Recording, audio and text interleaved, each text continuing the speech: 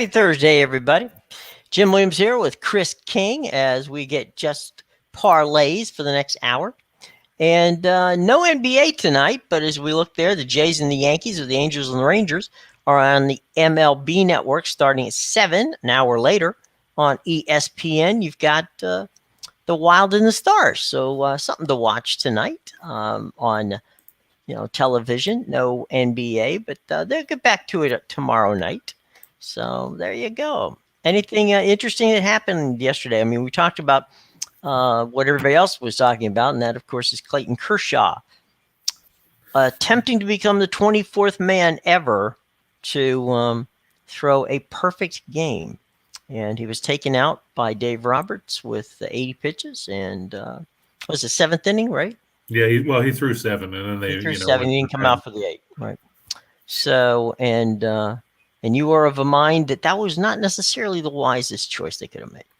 I mean, no. I mean, you figure he could have, with the way that, like you said, the A's were, or not the A's, the Twins were swinging because of the fact that the weather was so cold. They just wanted to get back to the dugout. Right, to burn the bats. Yeah. Yeah, I mean, he could have gotten through another inning probably with less than 10 pitches because if you think about it, he had only averaged a little over 11 in 7 innings as it was. And he was still striking guys out because he had 13 whiffs. Yeah. He almost had what they call the immaculate inning, right? Which is 9 pitches. And, that's true. That was pretty amazing. The funny thing is about this, Dave Roberts, that's not the first time he's done that. He did it to Rich Hill in 2016 when Rich Hill was going into the 7th, had pitched 7 innings and had a no-hitter going. Now, my understanding, if I recall, Rich Hill had north of 90 pitches. But still, there's two innings there. And, as wacky as some of these bullpens are, I would hate to go and give the ball to somebody else and you lose the game after a guy throws a no-hitter for 7 innings. In this case, a perfect game. Yeah, I wonder if maybe the fact that they had, back-to-back homers in the top of the 8th to extend the inning a little bit maybe made Roberts not go back to Kershaw because of the weather. You didn't want to have him, have his arm tighten up or anything. But yeah, well, and he had actually, Kershaw said after the game, that was his first start of the season. Okay, he didn't pitch the first series, and the longest he had pitched was 6 innings in a simulated game. So, that was not something that was, publicized a great deal. It was one of those things that came up in the post game. So when they asked, Clayton Kershaw about it, he goes, I agree with, with what the skipper says. Of course, he's not going to say anything different than that, but he did say that, no, I didn't start the first series because I was getting my arm back in shape, and I'd only pitched a simulated game and only pitched 5 or 6 innings. So, only Davey has the choice to decide how that works out. So that's why he's the manager.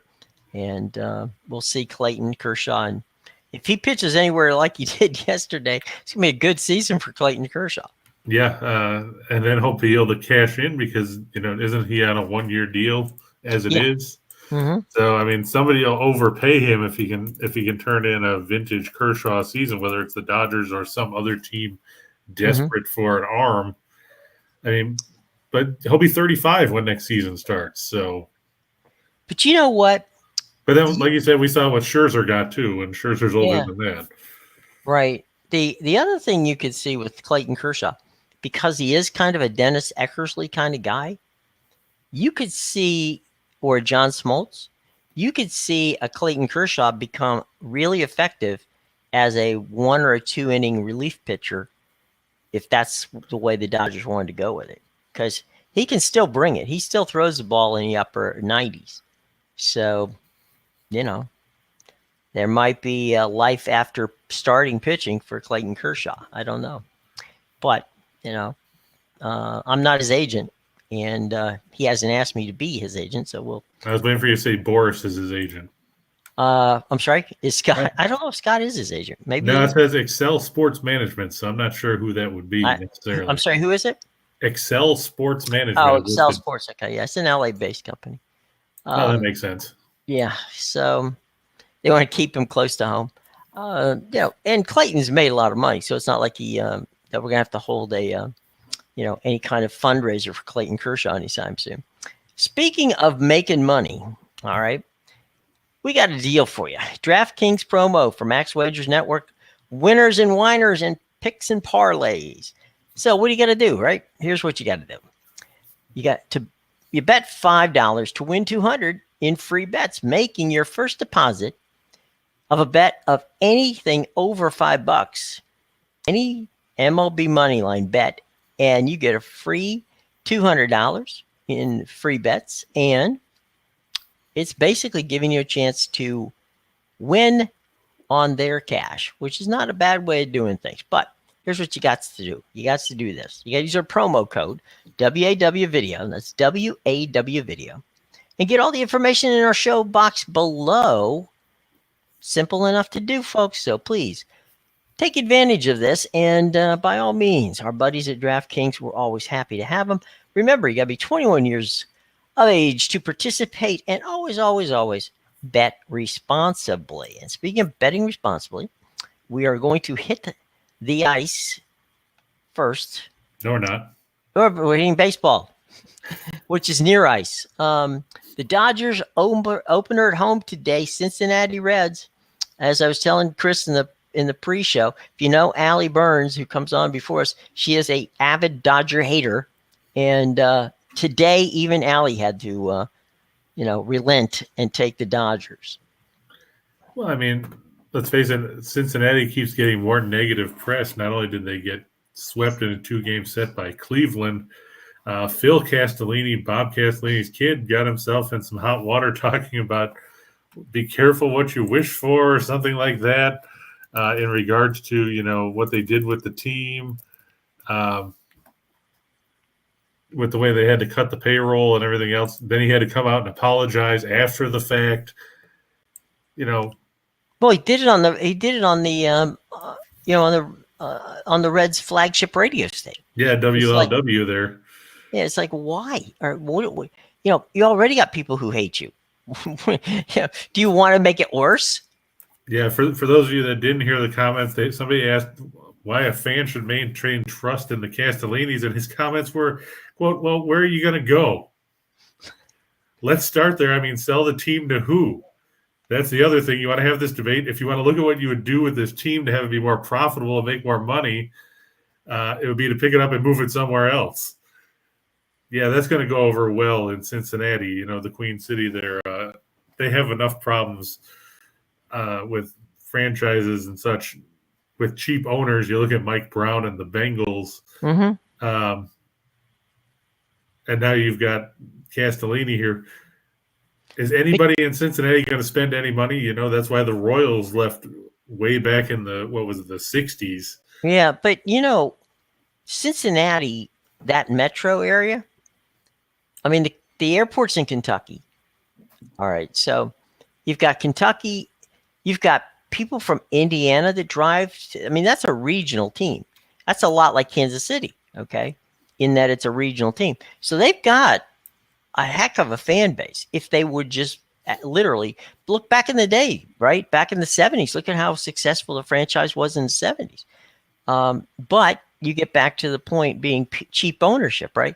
If your ownership's not spending any money, or you're not even looking like you're trying, it's still going to be tough. The silly part of this is that if you look at the attendance records over the season, the Reds still draw pretty well. And again, people will go there and watch the games. So for the owner to go and talk like that, it makes no sense. It's just shut up. Like you said about the Reds back in the 70s, and it reminds me of when the Bengals in the 80s, when Steve Young was drafted by the LA Express in the USFL, and Bill Oldenburg, of course, offered that ridiculous contract that I think Steve Young is still getting paid through. He will be paid till he's 60 on that. That's the way the contract is structured. Deferred money, he gets paid till he's 60. Yeah, and Oldenburg's dead. So he was paid off last year then. Okay. I thought it was 2027 or something like that, or 2024, I but I think couldn't they remember. accelerated the payments because my understanding was he's 60. Yeah, it's okay. He was originally going to be paid until 2027. Is what it was going to be then. Right, and then they accelerated the deal, and the deal was before he left Los Angeles. The deal was changed so that it would be on his 60th birthday he would receive his last payment. Right, but I mean, the whole thing with that was the Bengals could have drafted him number 1 overall, and they offered. Lee Steinberg called Mike Brown and told him about the contract that was offered. And he said, "Are you going? Could you match it?" And Mike Brown said, "Sure." Right after I find oil under Spinney Field, which was the practice facility for the Right. Bengals at the time. So this is an ongoing trend in Cincinnati. I mean, How about you're not Mark winning Schott? over the. Yeah, that's true too.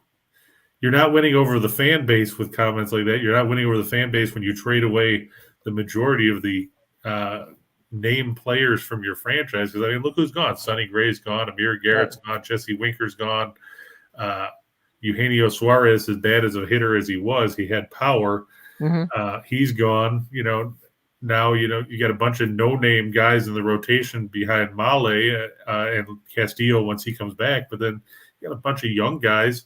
I mean, you're starting Sessa today as an opener because you don't want to throw San Martin right out of the back.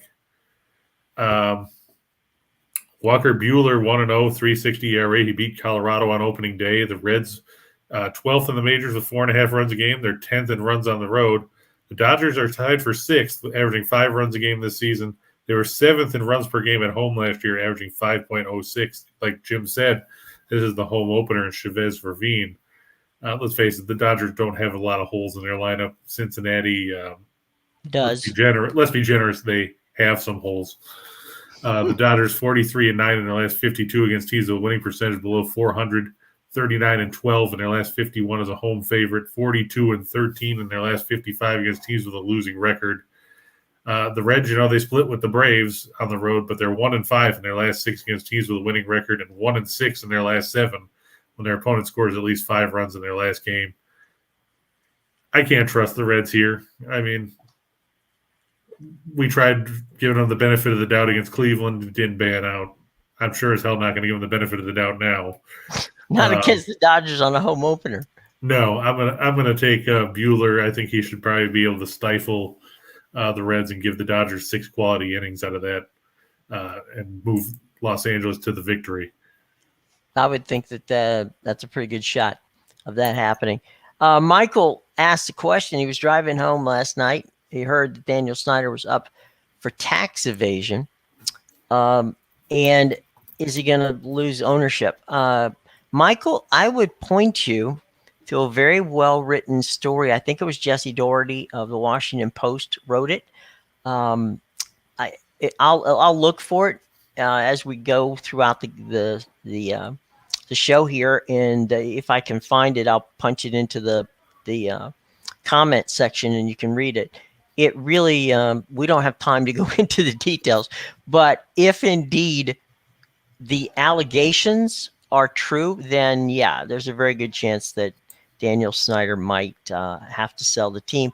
And at the same token, we all know about the situation with Brian Flores and his explaining that how he was asked by Stephen Ross to basically tank games so that they could get a better draft choice. If indeed that's true, and we'll find out, then there might be 2 franchises that might have to be sold. So now, was it tax evasion or was it the fact that he was withholding refundable deposits from season ticket holders and all that? There was a bit of a, and again, these are allegations. So what I'm saying is allegations. Okay. It's not just because I say it doesn't mean it's true. Okay. So let me just couch that there. We need a big thing that says disclaimer. Yeah. I need a massive disclaimer here. What they're talking about was a scheme whereby they took the money, they refunded money, but it wasn't 100% of the money. Okay. So they were taking money, for lack of a better way of putting it, off the top and giving back a partial refund. That ain't kosher in any situation. So that's what threw up flags at the SEC, not to be confused with the Southeastern Conference, the Securities and Exchange Commission. And that's the reason it got in front of congressional committees. So there's books that need to be presented. God knows Dan Snyder has plenty of attorneys, and I'm sure we'll see all of them. And we'll see. There's been ongoing investigations, and all of that's going to happen. So we'll see how that works. So I will get that for you, and I'll put it in there, and we'll see if you can read it. And here's one. As a matter of fact, do you have the Chris? Is the Nats Nats Pirates game in the later part of the show? Yeah, I've got it down towards the. Okay, so hey Euler, if you can hang out on, buddy, we got that coming. Okay. I mean, he's probably right. So I'm talking about the over because, let's face it, like you said, Adon is this year's version of Rick Vaughn, and JT Brubaker can't get out of his own way, as far as putting guys on and watching them come around to score. So, I mean, come on. The Pirates scored 6 yesterday against Kyle Hendricks. I could see them, putting up a bunch of runs. And I could see Washington putting up a bunch of runs over there in PNC Park. That's actually, besides being a great park to watch a game, it's also a very good hitter's park, which to the chagrin of the Pirates pitching staff. It really is a lovely, if you ever get a chance to make it to PNC Park, it's a trip. And yeah, Michael, I'm familiar with Office Space. I mean, my favorite scene in that movie is with Michael Bolton talking about how, when he said Michael Bolton sucks, and he's like, well, why don't you change your name? Well, why should I have to change my name? I had it first. That's true. The Angels visiting Arlington today. Yeah, AL West battle there. The Angels 3-3. This will be their road opener. Everybody's always excited for those.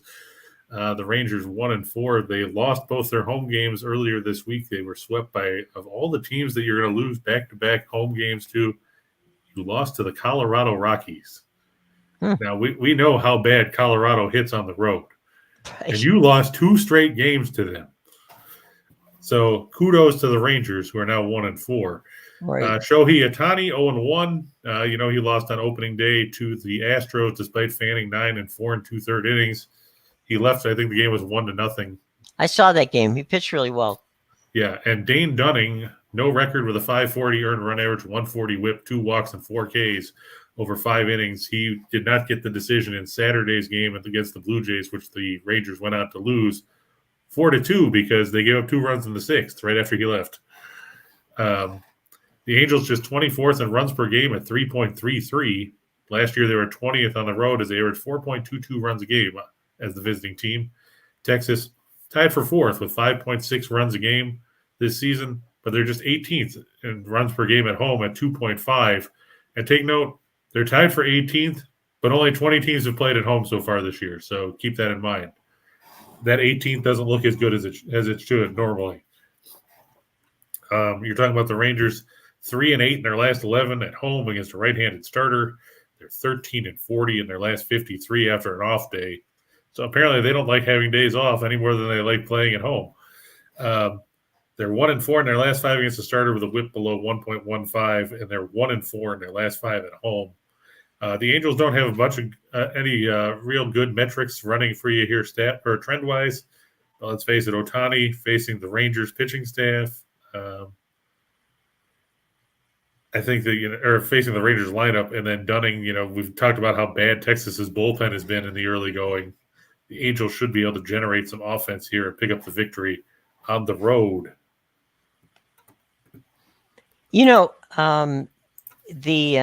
By the way, guys, here's the Snyder article for you. If you're so interested, it's in the chat box. The Rangers spent almost, what was it, $500 million on Yeah, in the off Semien season. Semien and Seager. They spent like $500 million on their middle infield, Right. and then they got And John Gray, who's on IR. right. So I mean, it's not like they didn't spend cash. I don't know what to tell you, boys and girls. It's just right now it's early, but they doesn't seem like those investments are paying off in any way, shape, and or form. So there you go. I got to say this personally. I don't know about you, Chris, but there's certain guys in baseball that when they're playing, I will actually make a note to turn the TV on just to watch, just to see, even if I'm only going to watch a couple of innings or only have time to watch a couple of innings. And Ohtani for me is like must see TV. I just love watching the kid play. He's amazing. Yeah, he's one of those guys that'll actually move the needle a little bit, because if you talk to most people that don't follow baseball, he's probably one of a handful of names that they actually recognize. Mm-hmm. If you ask them about,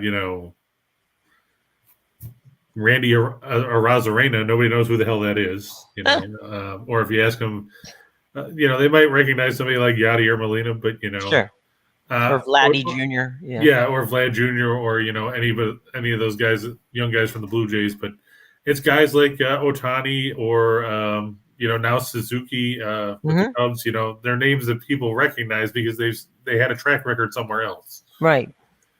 And I don't know if you saw it or anybody saw that, but it was a funny picture. It made the highlights. Ohtani went 0 for 2, and it's his third bat in this game, whatever game it was. It was a game over the weekend, and he just didn't seem to feel like he was hitting or the bat was helping him. So in the off, he's in the on deck circle. He's sitting there on his knees, taking his hands and giving pushing up and down on the bat like he's giving it CPR, like he's come on, wake up, please, you got to help me here.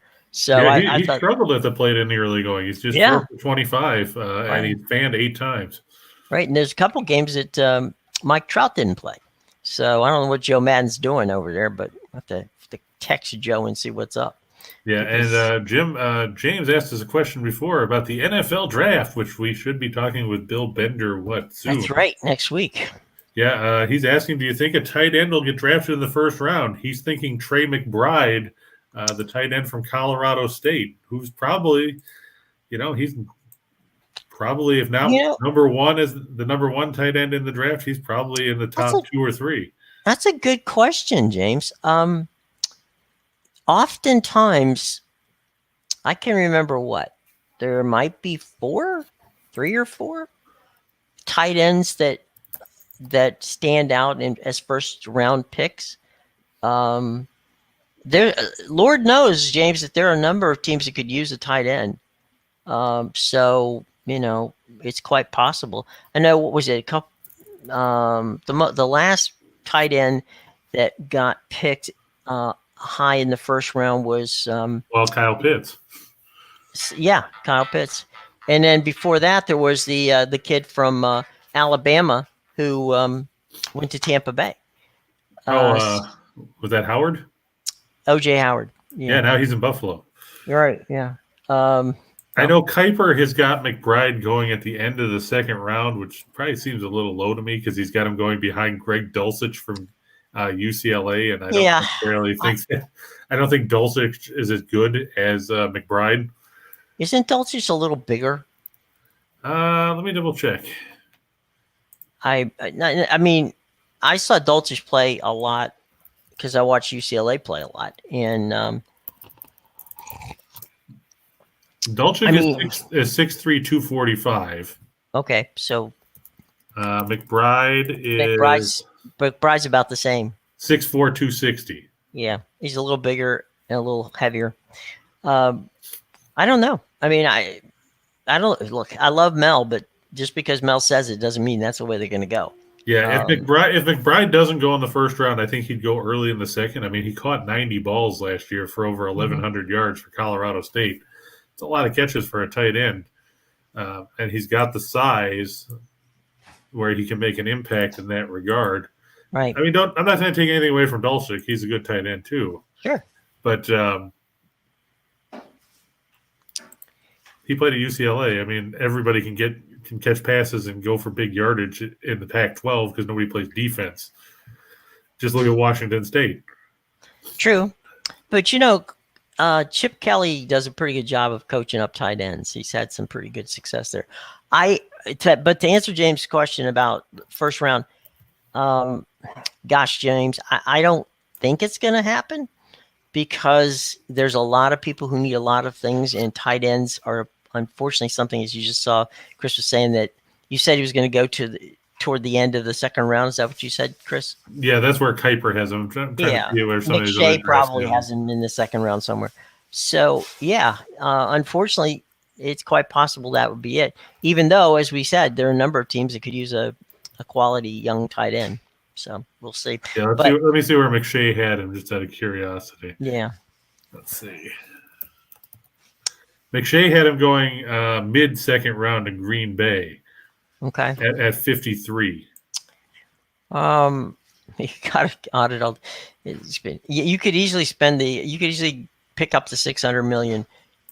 I'm surprised it's only $600 million because stadiums these days, are well north of 700 million, pushing the, over the billion mark. So, yeah. Well, no, what Michael's saying is the state is.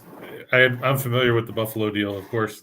It's $600 million is being kicked in by the state. It's $250 million from Erie County, which is where Orchard Park is, and then the Pagulas and are kicking in. I think it's $350, and then there's the $200 that comes from the league. Right. So it's about $1.35 billion. It's the same people that built Tottenham Hotspur. It's the same. The London firm, yeah. Yeah, okay. It's a pretty stadium they built for Sean Kai. And the good part about the deal with Buffalo is the big chunk of the money that's coming from the state is coming from the back collection of taxes, or not taxes, but the revenue sharing from the casinos that were on all the Indian reservations that had been held up for 4 or 5 years. So the Seneca Nation finally released, I think it was $417 million that they owed the state, and that's going straight into the state's part of the funding for the new stadium in Buffalo. Well, I mean, if you look at it, given what you just said between the owners and the league, they're ponying up close to, if not equal to, what the state's putting up. So that's a relatively fair deal from that standpoint. As far as a lot of these owners get far better deals than that, so I wouldn't say that that's a bad deal for. And I mean, now you're looking at what Kansas City's talking about. They want a new stadium, and you know what? That is one of the nicest. Those two stadiums together, Kauffman and Arrowhead. That complex, the Harry S. Truman complex, is as pleasant and easy to get in and out of as any place you want to. Why you would want to build a stadium in the middle of downtown Kansas City is beyond me. And what Washington, the Commanders, they're talking about, somebody, they want to put put one in Virginia or somewhere else. It's going to go in Virginia. There's no question. And the reason being is the two other places. I mean, the original stadium was built by Jack Ken Cook. He never actually got to see the finished product. Dan Snyder finished it. And right now there's 3 entities attempting to do it. Maryland is attempting to keep it in that same area. Nobody wants it there. Then there's the district where it would logically be where RFK goes, but the city doesn't own that land, so they have to get a grant from the government to buy the land. So there's a lot of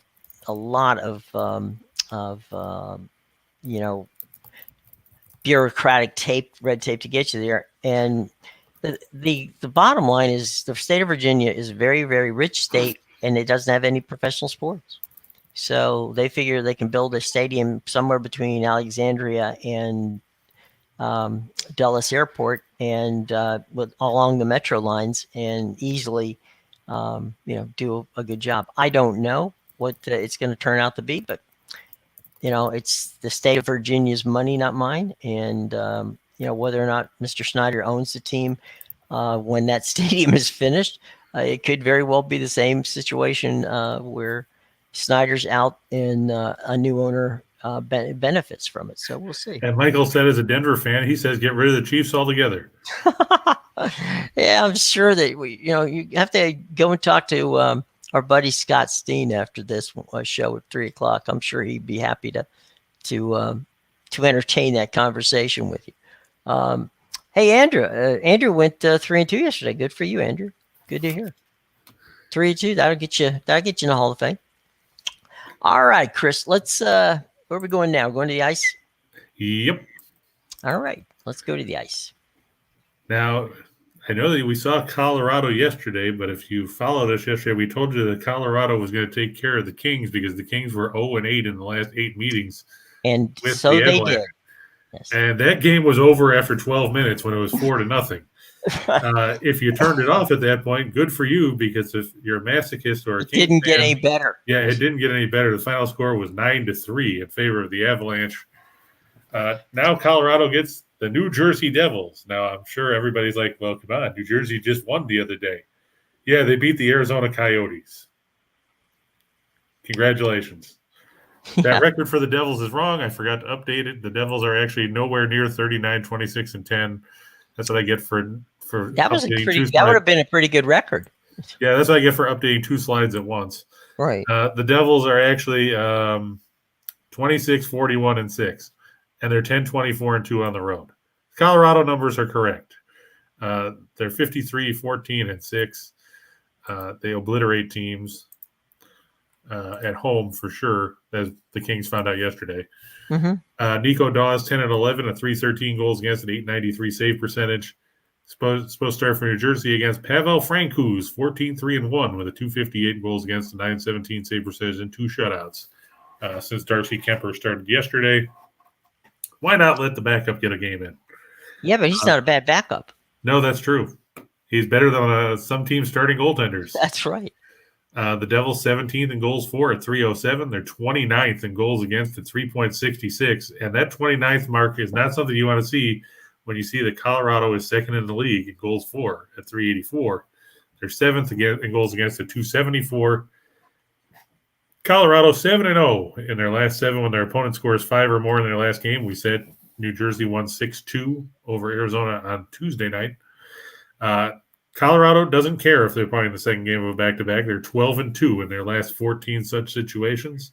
They're 49-9 in their last 58 as a home favorite. They're and the Devils 1-4 in their last 5 after a win. They're 0-4 in their last 4 after scoring 5 or more in their last game. And they've dropped 8 of their last 9 meetings in Colorado, which is weird because if you remember way back when, the New Jersey Devils were once upon a time the Colorado Rockies. This is true. With Don Cherry. That's right. And if that doesn't scare you, we got more. And they're playing in the rare air. Yeah, they're playing in the old ball arena, and that's not good news for New Jersey because, like we said, as Los Angeles found out last night, the Avalanche like to score at home. On the season, they average 4.14 goals a game on home ice and only give up 2.5. On the flip side, New Jersey averages 2.97 goals a night on the road, but they give up just under 4 at 3.97. Not a good night for the Devils. On the plus side, Saturday night they get to play the Kraken in Seattle, so better days are coming. They're just not coming right now. Not coming tonight. I think the Devils are on their longest road trip of the season.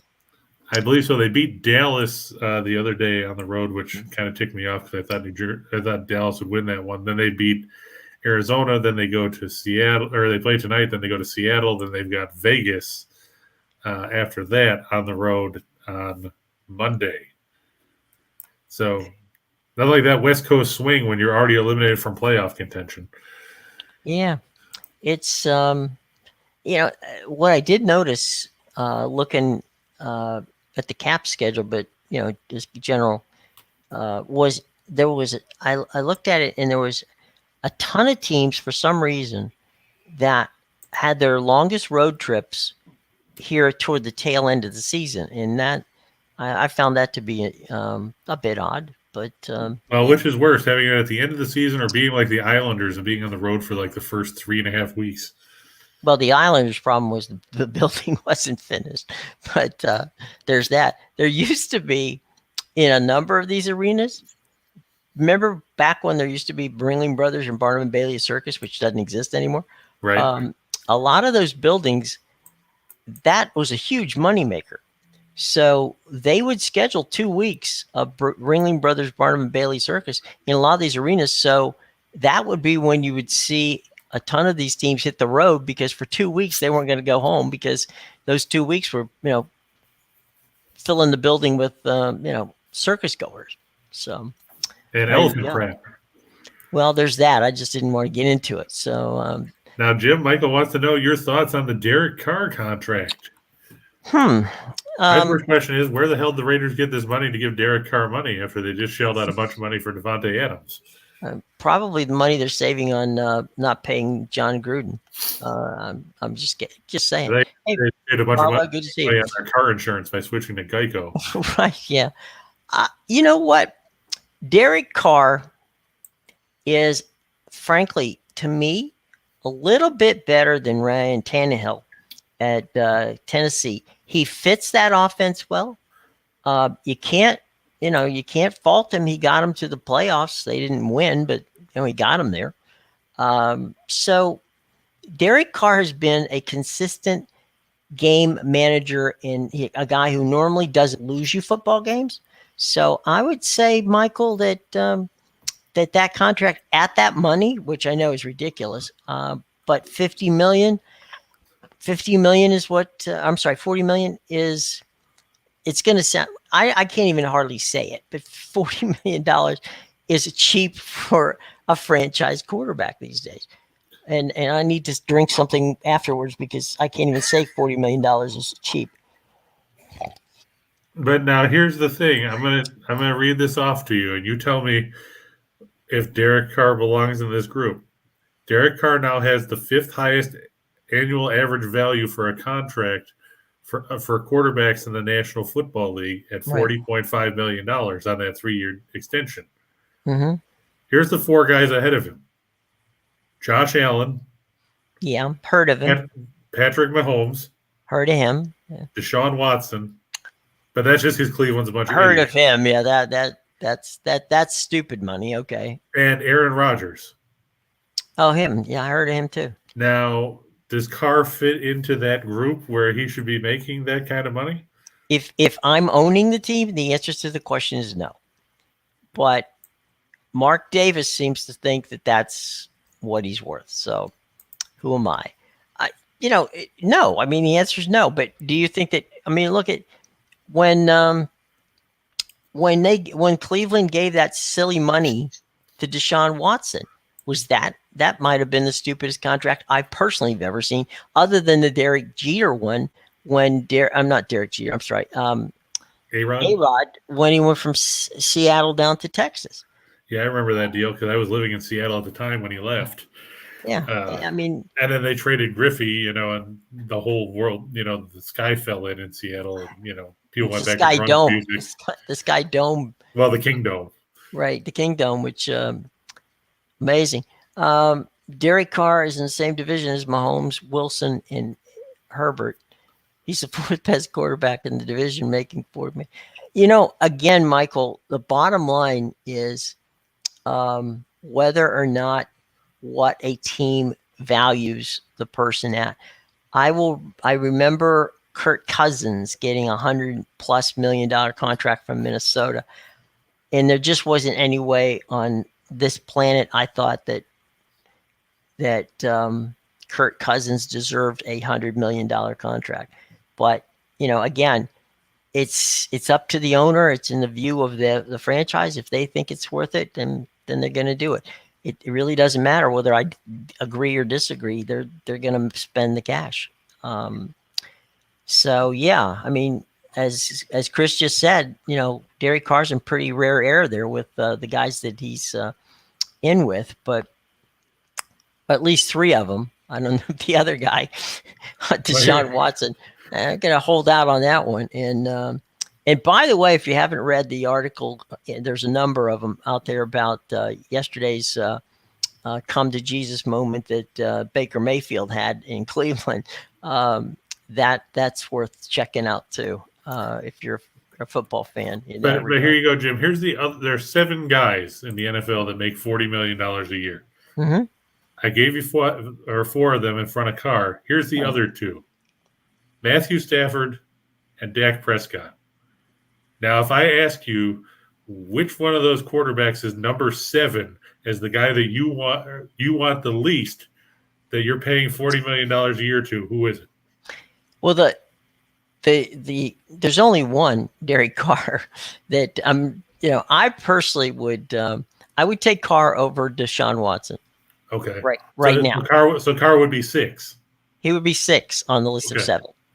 I'm giving him that because at least he's taken teams to the playoffs, and at least he has shown that he's not. I mean, Derek Carr's low maintenance. Okay, so there's that. So again, on that list you gave me, he would be 6 out of 7. I can live with that. Plus, you don't know with Watson, you don't know if he's going to be suspended or anything either. I'm sorry? I said with Watson, you don't know if he's going to get a suspension out of all that off-field issues either. So you also don't know that he's even going to play it down, and that's the other thing. Yeah, but his money's guaranteed, so he doesn't care. No, I understand that part. I'm just saying, the point being, it makes you wonder what Jimmy Haslam was smoking at the time that he gave him a guaranteed 5-year, $230 million contract where, like you said, he might not play it down, but he's still going to get every cent of that $230 million because they guaranteed the whole deal. Yeah, there's a lot of dead presidents going around in sports. That one, I mean, that one, what he did is he just made 4 of those guys or 3 of those guys you talked about a lot of money when they go to renegotiate their contract. On the plus side, Mahomes recently did a deal. What was it, a year or 2 ago? Yeah, his deal is almost $500 million. Yeah, Allen signed his deal in the offseason, so it won't even start yet. Well, Justin Herbert's deal is going to be astronomical when it comes up. He's got to send. He got to send at least some send some parting gift up to Cleveland. Send him a fruit basket or something. Yeah, send him a fruit basket. Something nice. I'll send him some Lamar Jackson. Oh man, Michael, Lamar Jackson, and Kyler Murray, and Joe Burrow. Yeah. Lamar doesn't have an agent, and the big news has been Steve Bisciotti has desperately tried to get him to sign a contract, and Lamar. I mean, Lamar doesn't have an agent and doesn't want an agent, so we'll have to see. Now, does that go back to the same theory of the age-old adage about a man who represents himself has a fool for a client? Oh, it's like a lawyer. Okay, yeah. A man who's someone who, okay. Well, I don't know. I mean, I think that he thinks that he's a very trusting young man. I know that Bisciotti desperately wanted to get him under contract before, because this is his walk year. There's no reason to believe he's going anywhere other than Baltimore. But, once that contract was signed in the division with Deshaun, he just made Lamar a lot of money too. So we'll see. And a lot of guys making a lot of money off of this. Yeah. Bill McDonald wants to know if we like the Cards over the Brewers today. Is that in our 9 today? I think so, but I mean, the short answer is yeah. I think, Wainwright pitched well in his opener. Plus, he got an extra day of rest with the rain out. Mm-hmm. And Woodruff looked bad against the Cubs over the weekend. I mean, let's face it; these are 2 teams I don't like. Mm-hmm. If there's 2 teams that you asked me that I would absolutely, if they were on fire, if I would put them out, I would say no. I would just let them burn to a crisp. It would be the Cardinals and the Brewers. But at the end of the day, I'm going to give the Cardinals the upper hand. Not so much with the pitching matchup, because you can basically say Wainwright and Woodruff is a push on a normal day. Right. But the Cardinals have hit better than the Brewers, which is odd, but yeah. I mean, you look at Milwaukee struggled again yesterday. Of course, they tried to, give away the game to Baltimore. They gave up 2 in the 8th after leading 2-0 after 7, and then they had to score twice in the 9th to get the win. But I mean, you're looking at a Milwaukee team that comes into this; they're batting all of .212. Yeah, as a team, and that's not going to get it done. They've got 3 homers. Yeah, as a team in 6 games. That's nuts. Michael, you're right. The White Sox are close. So there's hurricane warnings in Carolina tonight. Yeah, well, they're playing the Red Wings, so I'm glad Detroit Lenny's not in the chat because he'll probably be mad. But, the Red Wings kind of fell apart in the second half of the season. They had played well in the early going, and then they just vanished. They're really young. That's true. I mean, they got a lot of good young talent, but the problem is in order to be successful, that young talent has to actually continue to prosper, and you've got to have some people to cultivate that young talent. You got to have some veterans, and they don't really have those. Nope. Gone are the days when you had Darren McCarty or Chris Draper or Vlad Konstantinov and those guys that could, mentor the younger guys. Now it's – or even Stevie Eiserman. Yeah, exactly.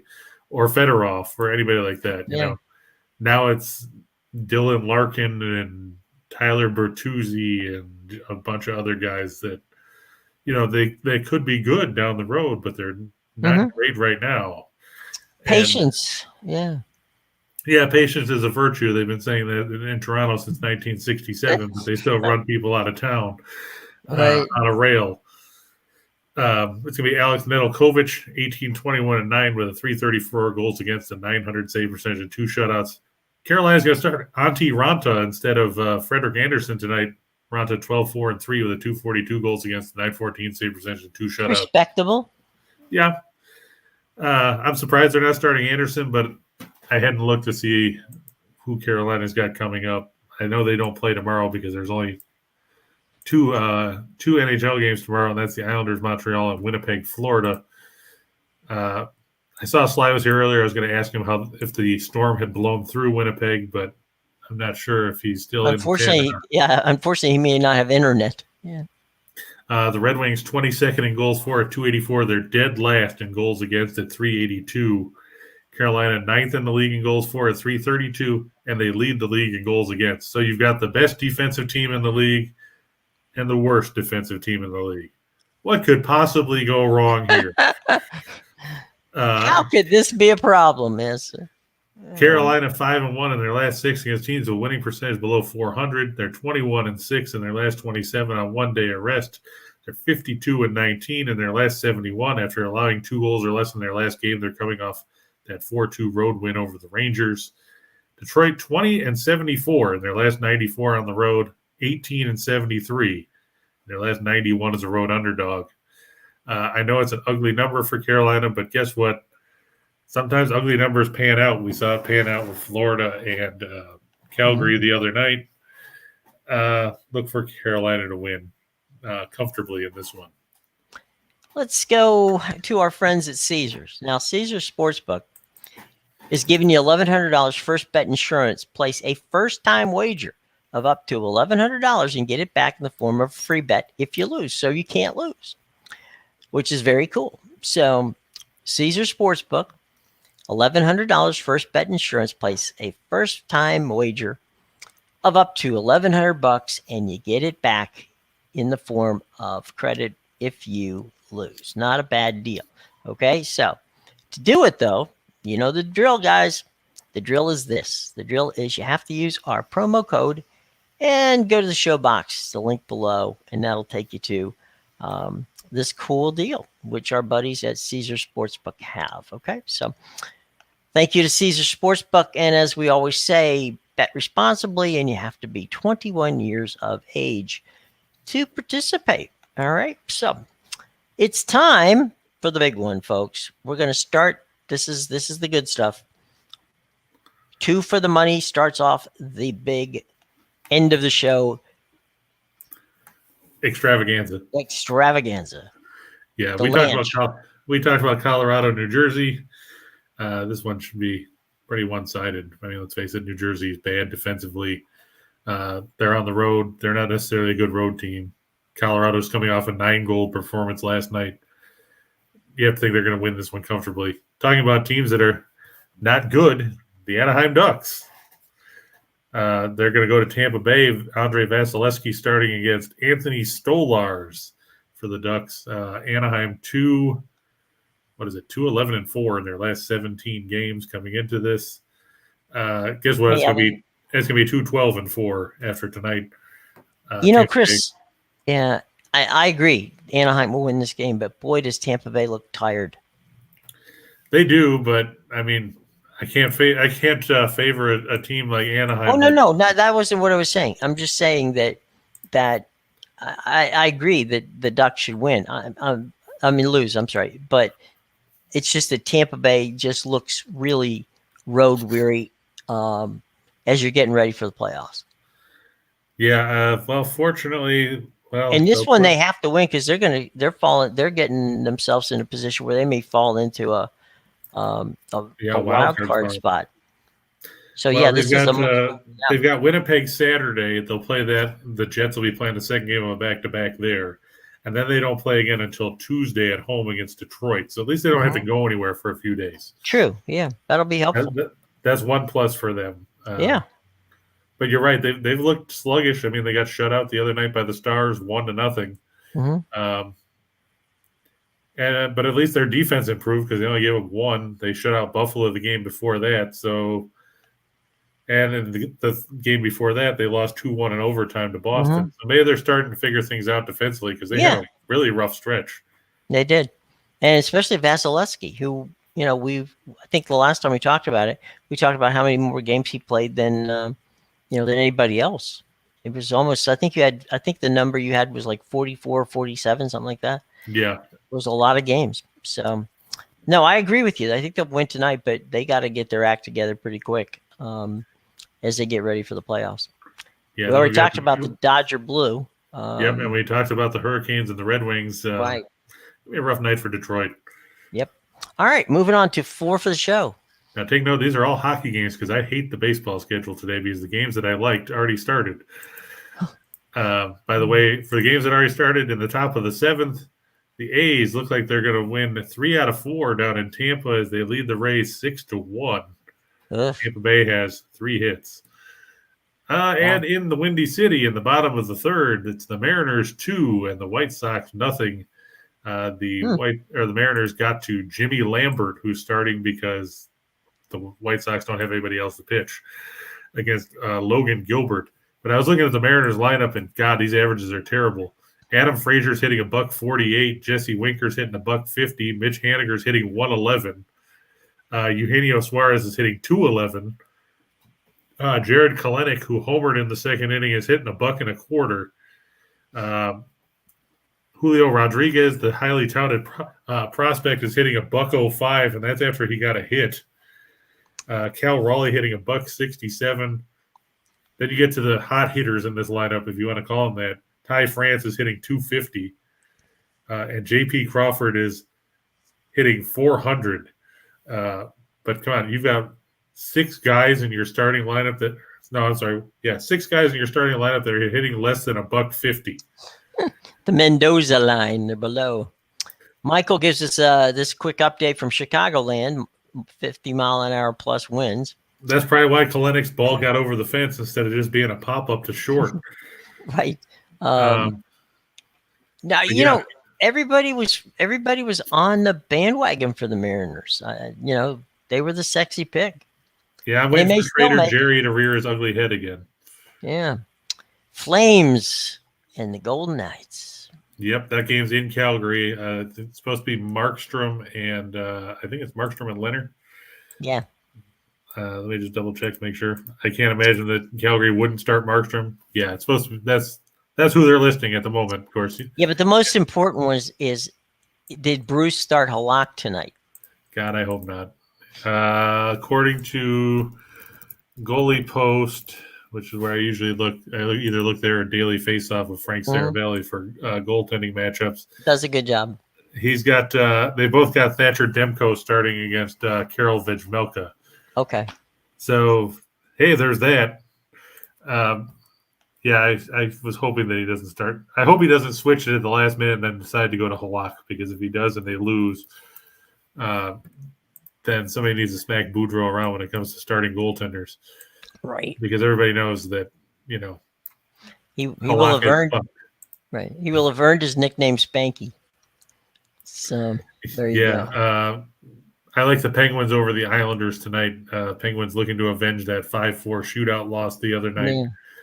And Boston over Ottawa. It's supposed to be Anton Forsberg facing Linus Ullmark. The Bruins battling in there with Tampa Bay for the third spot in the Atlantic, and of trying to avoid a wild card, which would probably get you a matchup with either Carolina or Florida. Right. So both of those teams trying to avoid facing a division winner. And the Pens are trying to get stay ahead of the Capitals. Yeah, because I mean that's tightened up, and Washington still has a couple of games in hand as well. So Pittsburgh needs to start winning some games as opposed to, you know, giving them away. Yeah, not a good plan. All right, here we go. The menu, boys and girls. Get ready. Get your pens and paper ready. Pay attention. Yeah, I'm going to take the Tigers over the Royals. And I mean, Kansas City, you know, they're starting Zach Greinke today. I think he was going to go yesterday before the weather postponed the game with St. Louis. This is Comerica? Or are they playing? This is Kaufman. Kaufman. This is in Steen's backyard, where he said, well, you can get there in 8 minutes or whatever. Well, tell him to open the window and listen. Yeah, he'll be going up against Casey Mize for the Tigers. I just think Detroit will get the upper hand. I'm not convinced that Kansas City's for real at this point of the year. They could prove me wrong, but even Steen said he thinks they're a year away at this point. Yeah. Like we said, I'm going to take the Nationals over the Pirates. Neither one of these pitchers are overly intimidating. I know you said Adon can throw hard, but he can't throw accurately. Control, yeah. And Brubaker can't do either one of those things. So could be a lot of offense in this game. Josh Bell, take a look. He's coming back to Pittsburgh. And Josh has gotten a hit in every game so far this season. There you go. That's a teaser there, folks. There you go. I'm going to go with the Braves over the Padres. It's supposed to be, is it Charlie Morton, I think? Let me double check. Charlie Morton and Joe Musgrove. The Padres, they don't score a lot of runs. I mean, they're 4-3, but come on, 3 of those wins came over the Diamondbacks. So there's that. And I just think Atlanta should be able to bounce back. Maybe they're not at home. Maybe they flushed out the we won the World Series last year crap out of their systems instead of making a week-long party. Now they actually have to go somewhere else. And it's the Padres home opener, so they might be a little flat. And the Braves had to fly cross-country to get there. True. I'm going to go with Ohtani over 6.5 strikeouts. The Rangers whiff a lot. And we saw Ohtani get 9 Ks against the Astros in 4 2/3 innings. And the Astros were the second lowest strikeout team in the majors last year. And they can rake. Yeah, suffice it to say Texas strikes out more often than that. Mm-hmm. There's more holds in those bats. Yeah. Yep. I'm going to at Coors Field. I'm going to look for the Cubs and the Rockies to stay under 11.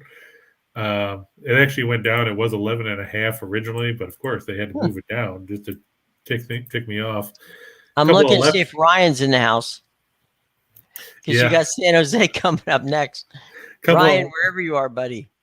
Yeah, a couple of lefties on the mound at Coors will be Justin Steele and Kyle Freeland.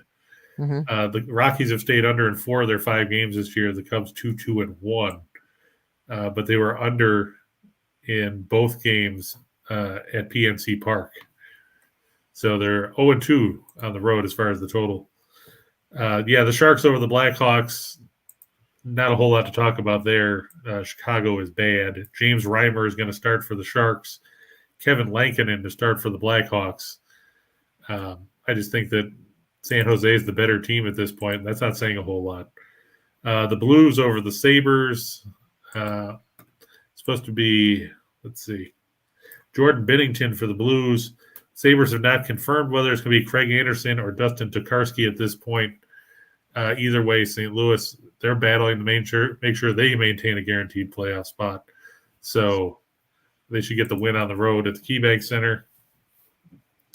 Nashville, minus 120 over Edmonton. This game coming to you from the Bridgestone Arena in Nashville. We've got, let's see, I imagine it's Saros. Yeah. Mike Smith for the Oilers. UC Saros for the Preds. Edmonton, they played well. They played well under Woodcroft, but they got whipped by Minnesota the other night. Yeah. Before that, they got beat by Colorado in a shootout.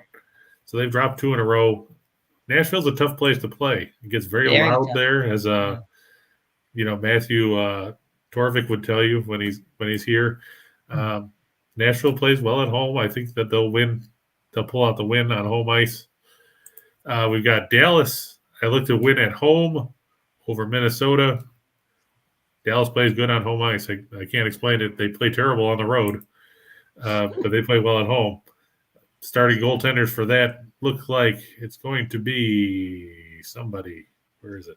Somebody will be there. Yeah. Yeah, so somebody will be in net for somebody. Marc-Andre Fleury actually going to get the start. I was going to ask.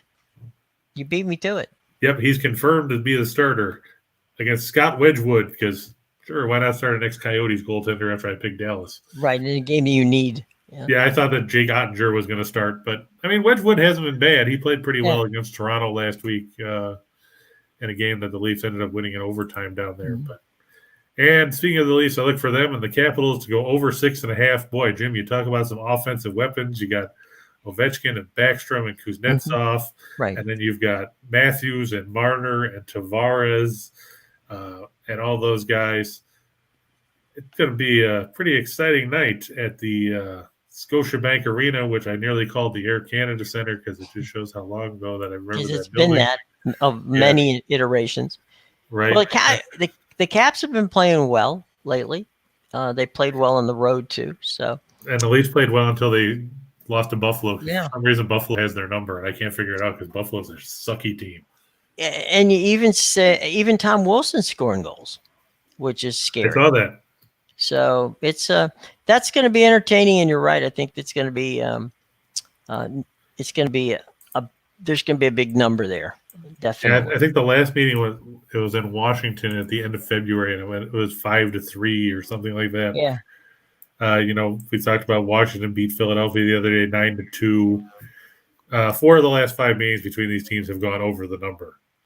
It's and funny. In those games, the total was 6.5 every time. Mm-hmm. It's funny. The over the years, for some reason, and I have no idea why, when the Capitals and Toronto play against each other, they always, end up scoring a lot of goals in the game. Even when one is better than the other. There was one playoff series they had a few years back where just like the numbers were off the charts for what normally you don't see big numbers in playoffs. They had a lot of playoff wins. So it's when those two teams get together, it's not a lot of defense is played. Nope. Like you said, over in 4 of the last 5, over in 9 of the last 12 in Toronto. These teams after this, Washington goes on to play Montreal on the road Saturday. Then they go to Colorado Monday. I'm sorry. Toronto gets Ottawa Saturday on the road. Then they face the Islanders on Sunday. And these are big stretches for both of those teams too. They need to start. In the case of Washington, they need to keep the momentum going. In the case of the Blue Jays, in the case of the Maple Leafs, they're like Washington. They need to keep that mo going as they head for the playoffs. Exactly. So there you go. Okay. Any questions left from the class today? I think we got most of them. I think we did. Okay. All right. Tomorrow, tomorrow I will wear the Tampa Bay Bandits sweater because the USFL is back. Now, many of you wonder why, and that's a damn good question. But if you happen to live in Birmingham, okay, so many of you do, I'm sure, you'll have plenty of chance to see all of the teams because that's the only place they're playing. So that one's a bit of a, but this is the officials, by the way. They're going to have some NFL officials that are going to, they've been lent to the league, and here's the problem. This is why Chris is not going to watch. Okay, it's on Fox and it's on NBC. Okay, Kevin Kugler is going to call some of the games on Fox. So I know great! Is he doing the game tomorrow or Saturday with New Jersey? And I have no idea. I mean, I hope they don't stick him on the primetime game. Stick him on stick him on FS1 or something. Yeah, well, FS1 is the Bandits actually playing Sunday on FS1. Yeah, they're playing the Maulers. Yeah, so so there's that. Kevin, if you're listening, you know who you are. Anyway, you know who you are. Call in sick. Yeah, call in sick. Give Kevin Harlan a chance. Give Kenny Albert a chance. He needs something to do. Yeah, he needs another job. So that's what they're looking forward to. The Chris Collingsworth, his son, is going to be calling games for the NBC side of this. So it'll be interesting.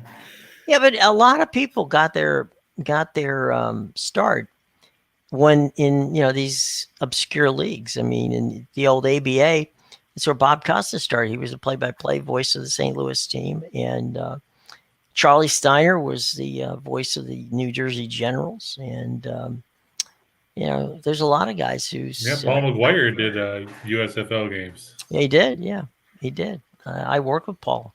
I'm still paying off his bar bill from 1985. But yeah, it's we'll see. It might be fun.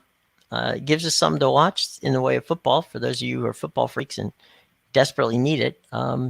You got it coming this weekend. So, and how about the XFL hiring Dean Blandino to be their rules guy? I don't even know how to react. I mean, I mean, their best chance to make it was when Ebersol was there at NBC, and that guy, that went out the window, and I just don't. One of these two leagues is going to make it, and if you've got a relationship with the NFL, which the USFL does and the XFL doesn't, I'm gonna bet that the USFL is going to make a much better partner than that. Plus, they got both Fox and NBC's got money in this deal, so that definitely is helpful. So we'll see. But football over the weekend. I bet you didn't think that was going to happen. So I know a lot of people who back in the old USFL days didn't think it was going to happen either. So we'll see. At least this time, when they get their paychecks, they'll all be going to the same bank. They won't have to rush to the bank in different cities. So there you go. That used to be the big problem. Rich, who was it? Was the Gunslingers? Yeah, Rick Neuheisel talking about right the Gunslingers there with Clayton Manges. Right, just run like hell to the local bank and cash your check because you might be the fourth guy and the fifth guy doesn't get his check cat. So. And then they started setting it up at a bank that was like 40 minutes or 40 miles away or something like that. Yeah, so he would talk about how it was like Smokey and the Bandit trying to get the bank. That's right. Yeah. Else. It's let's see, we got this Daryl. The NFL needs a farm system. Well, that's kind of what the USFL is at this point. It's entertaining. We'll see. We'll see how entertaining it stays. Right? It can always be entertaining for a little while, but after a while, you got to keep that party going. All right, boys and girls, we have had a lot of fun with you. Don't forget to hang with Max Wagers Network. We got Midday Money with Sean Higgins. That's Sean Higgs. I'm sorry, Higgins. Sean Higgs at noon. We got our girl Allie Burns at 1. as we show up at 2. Then Scott and Scott, right now on MWN2. They're on at 3 o'clock.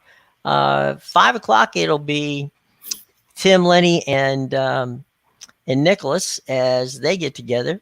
And starting next week, soccer at 4 o'clock with Sean Miller. And Sean will have some interesting stuff. He is presently en route home from Manchester, where yesterday he watched Manchester City play. So, and filed a report. So Sean will be back with all kinds of great information, ready to rock and roll on Tuesday when his show debuts in the 4 o'clock slot. So that'll give us 6 consecutive hours of very entertaining content every Monday through Friday right here on the Max Wagers Network. So everybody have a lovely day. Make sure that you check the box below, because what's there? Well, we know what's there. We got the DraftKings deal. We got the wonderful opportunity to do some business with Caesars. We've got Chris King's parlays. If you want them, sent to your email box down in the show box below. You can get them. You can still get our free 100-page baseball book down there as well. So all kinds of goodies down in the show box below. Please check it. And also on the way out, smash that like button, hit the subscribe button, and ring the bell so that every day you know that we're going to be here at 2 o'clock. Okay? All right, everybody, have a lovely day, and we shall be back tomorrow at 2 o'clock. All right? See you then. Till then, have a nice day.